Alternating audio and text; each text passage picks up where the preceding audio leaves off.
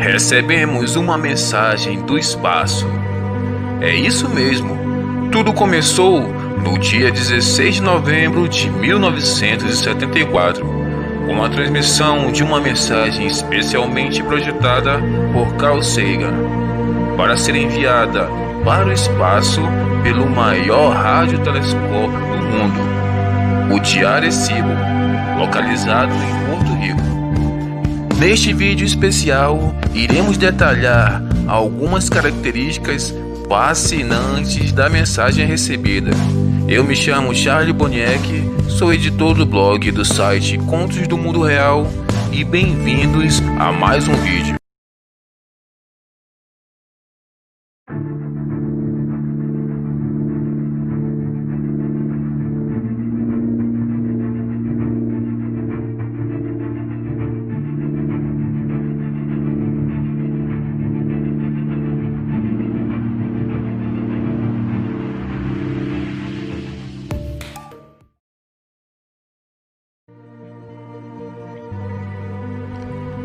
Em Arecibo está localizado o maior radiotelescópio do mundo, e ele fica situado em uma cratera de um vulcão extinto, e é a principal ferramenta de procura de vida extraterrestre. É controlado pelo SETI, uma instituição que procura vida inteligente fora do nosso planeta. E é claro, ele fica ligado 24 horas por dia, apontando a galáxias como a nossa na esperança de um contato. Em 1974, o SETI decidiu enviar uma mensagem através do radiotelescópio contendo informações sobre nós e sobre o nosso planeta. Este sinal foi direcionado para o agrupamento globular estelar M13, que está a aproximadamente 25 mil anos-luz de distância e possui cerca de 300 mil estrelas na constelação de Hércules. A mensagem foi transmitida exatamente em 16 de novembro de 1974 e consistia-se em 1679 impulsos de códigos binários, que levaram 3 minutos para serem transmitidos na frequência de 2380 MHz. O sinal foi enviado de tal modo, baseando-se que, se por acaso houvesse um radiotelescópio como o de Arecibo em qualquer parte da nossa galáxia, conseguiria receber a mensagem em perfeitas condições, em 20 terawatts de potência. É importante frisar que escolheu-se enviar 1679 dígitos, pois esse número é um número semiprimo, isto é, o produto de apenas 2 números primos. No caso, 1679 é o produto de 23 e 73. A ideia foi escolher um semiprimo para que um eventual receptor pudesse deduzir que os sinais formam uma matriz bidimensional. Em 21 de agosto de 2001, 26 anos e 8 meses depois, foram encontrados 2 círculos nas plantações, perto do radiotelescópio de Shilbolton, Hampshire, Utah. Geralmente, esses desenhos nas plantações são atribuídos aos artistas de círculos, que usam apenas tábuas para pisar nas plantas. Apesar das controvérsias, um desses círculos lembrava muito a mensagem enviada em 1974, porém, havia algumas particularidades no mesmo. O documentário Drive aponta esse crop circle como um dos mais reais e explica a comparação com os 2 códigos. Podemos observar o desenho original da mensagem enviada por Carl Sagan ao espaço. Na primeira seção, a seção que está na cor branco, a base decimal dos números é de 1 a 10. Na segunda seção, a seção que está em roxo, os números atômicos dos elementos químicos primários para a constituição da vida na Terra, a começar do hidrogênio, carbono, nitrogênio, oxigênio e fósforo. Já na terceira seção, a que está em verde, há a representação da fórmula para as moléculas dos açúcares e base dos nucleotídeos do DNA humano.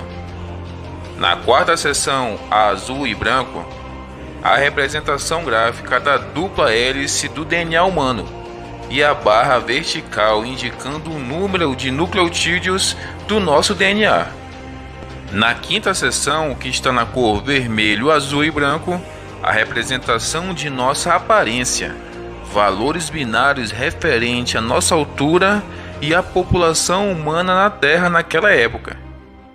Na sexta seção, na cor amarelo, a representação do nosso sistema solar, Sol e na época que eram 9 planetas, com caracterização de seus respectivos tamanhos. Nosso planeta de origem, o terceiro a partir do Sol, está acima dos demais.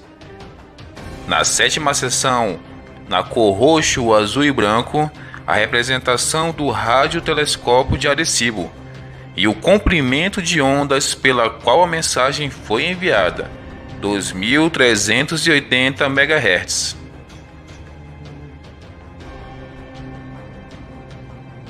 Agora, meus amigos, nós vamos fazer a comparação da mensagem recebida. Em resposta à nossa mensagem, os números de 1 a 10 aparecem exatamente da mesma forma. Os elementos primários para a vida foram mudados, mantendo todos os enviados e anexando o silício. Ou seja, um elemento foi adicionado. A composição dos nucleotídeos permaneceu, porém o número de nucleotídeos é diferente do nosso, ou seja, a representação do DNA deles é diferente do nosso DNA. E é aí que vem a melhor parte. Na representação da anatomia deles, mostrava um ser baixo de estrutura humana e com uma grande caixa craniana, ou seja, representando os famosos Greys, lá da década de 1964. Eles medem por volta de 1,20 m de altura, e a população representada era superior à da Terra, 21,3 bilhões. A localização da suposta raça alienígena fora representada como um conjunto de 6 planetas que orbitavam uma estrela menor que o Sol. Já na representação do telescópio de Arecibo, foi trocada por uma outra muito mais complexa. A forma já fora vista em outro círculo inglês, no mesmo local, só que em 2000. E vocês acham que acabou por aí? No ano seguinte, quase no mesmo dia, apareceu uma imagem impressionante em uma plantação perto da cidade de Winchester, em Hampshire, Inglaterra. É bem nítido que o desenho mostra o rosto de um alienígena e um disco com vários pontos, como se nele estivesse embutida a mensagem codificada. A imagem tem uma particularidade interessante, pois foi feita com um novo padrão, com faixas horizontais mais largas e finas, semelhante à forma que a TV de tubo exibe a sua imagem na tela. E é claro que alguém decifrou a mensagem, e esse alguém foi o especialista de dados Paul.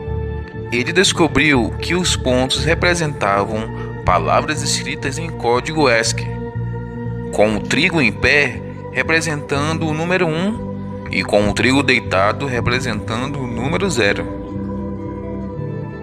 Na tradução da mensagem ficou claro que houve uma interceptação por uma terceira raça e que quis nos alertar de algo muito importante.